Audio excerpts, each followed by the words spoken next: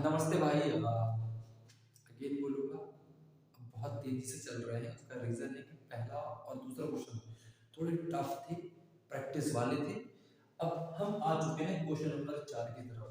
Third भी हम बहुत जल्दी निपटा चुके हैं, ठीक है। तो क्वेश्चन नंबर 4 की तरफ देखना। इसमें सबसे बड़ी दिक्कत है कि इसमें फिगर नहीं दिया है। फिगर ड्रॉ करना पड़ेगा तुम्हें अपने आप से, तो बुद्धि चलानी पड़ेगी क्वेश्चन की तरफ। एक के लिए एक रेक्टेंगल है, तो रेक्टेंगल बनाओ भाई। कैसा होता है रेक्टेंगल? इस तरह का होता है।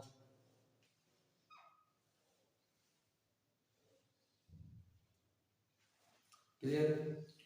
तो ए बी सी एक रेक्टेंगल, कोई दिक्कत नहीं।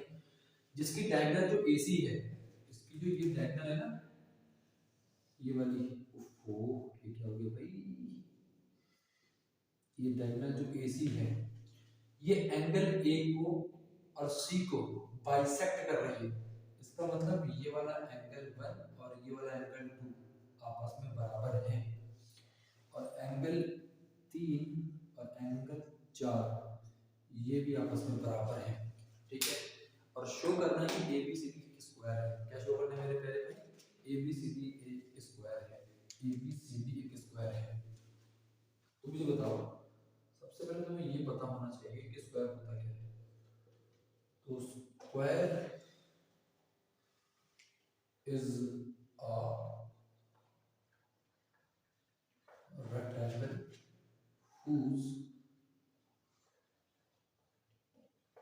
all sides are equal। जब भी स्क्वायर प्रूफ करना हो तो उसकी सारी साइड इक्वल प्रूफ कर दो, और रेक्टेंगल यानी कि एंगल 90 डिग्री का होना चाहिए। कोई दिक्कत नहीं। अब इसको स्क्वायर कैसे बना सकता हूँ मुझे बताओ। अच्छा, ये अगर रेक्टेंगल है तो ये वाली साइड इसके बराबर है ऑलरेडी, और ये वाली साइड इसके बराबर ऑलरेडी है।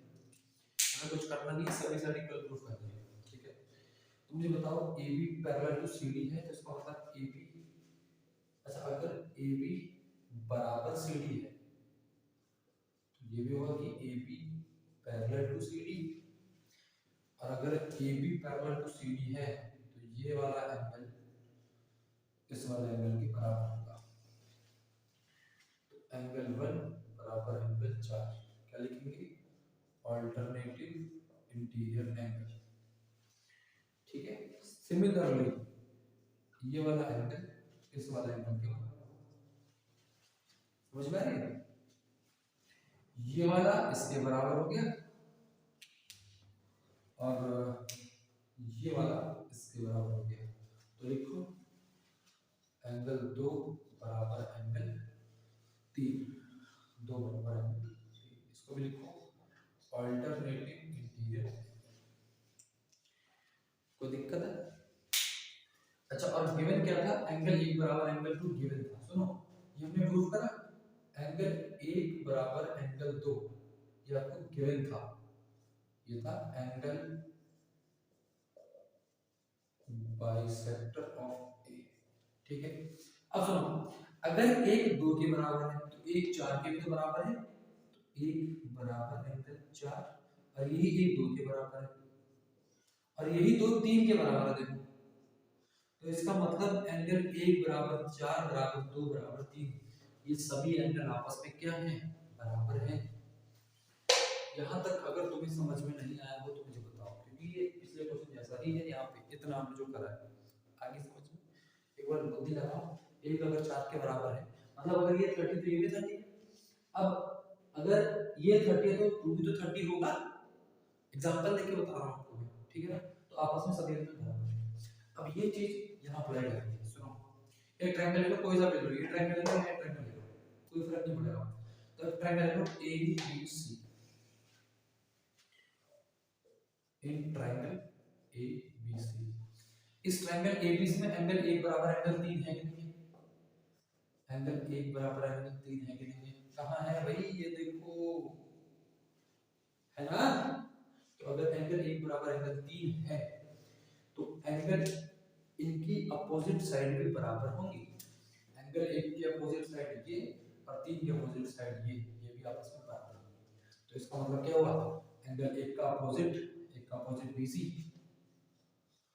और 3 का अपोजिट ए बी, ये आपस में बराबर है। हम लिखेंगे side opposite to equal angles are always equal। ठीक है, तो जो इक्वल एंगल के अपोजिट साइड होती है वो ऑलवेज इक्वल होती है ट्रायंगल के अंदर। ठीक है, अब सुनो, अब BC बराबर AB है, BC बराबर AB है, ये आपने प्रूव कर लिया, और यही BC इसके बराबर है AD के,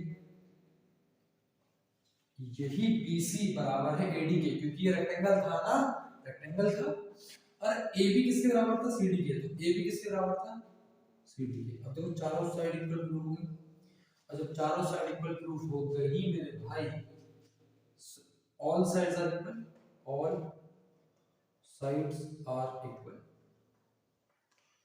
which shows ABCD is a square। और हम क्या लिखेंगे, hence proved। क्या लिखेंगे बच्चे, hence proved। यही आपसे बेसिक सा सवाल। ठीक है, तो पहला पार्ट कंप्लीट हो गया। ठीक है, अब आगे बढ़ते हैं सेकंड पार्ट में। सेकंड पार्ट देखना, सेकंड पार्ट ये कह रहा है कि जो डायगोनल बीडी है, ये डायगोनल बीडी ये वाला डायगोनल, ये वाला डायगोनल, ये बी और डी दोनों को बाइसेक्ट कर रही है, मतलब ये वाला एंगल और ये वाला एंगल और ये वाला एंगल दोनों इक्वल होने चाहिए। तो मुझे बताओ ये एबीसीडी है क्या, स्क्वायर है। और ये याद रख लो कि जो स्क्वायर होता है उसकी जो डायगोनल्स होती हैं वो इसके एंगल को इक्वल इक्वल बाइसेक्ट करती हैं। ठीक है, मतलब क्या हुआ, अगर ये स्क्वायर है तो इसकी जो डायगोनल होगी ये इनको इक्वल इक्वल बाइसेक्ट करेगी, इन एंगल्स को इक्वल इक्वल बाइसेक्ट करेगी। तो हम यहाँ पे लिखेंगे सेकंड वाले का सॉल्यूशन है ये, since ABCD is a square and diagonals of square bisect angles, hence proved। इसका मतलब क्या हुआ, यहाँ पर अगर सिर्फ 5 मानेंगे 6 मानेंगे तो एंगल 5 बराबर एंगल 6 हो जाएगा और 7 बराबर एंगल 7 बराबर एंगल। इसका मतलब ये होता है, और एक कंक्लूजन याद रखना। ठीक है, तो यहाँ हम बढ़ते हैं नेक्स्ट क्वेश्चन की तरफ।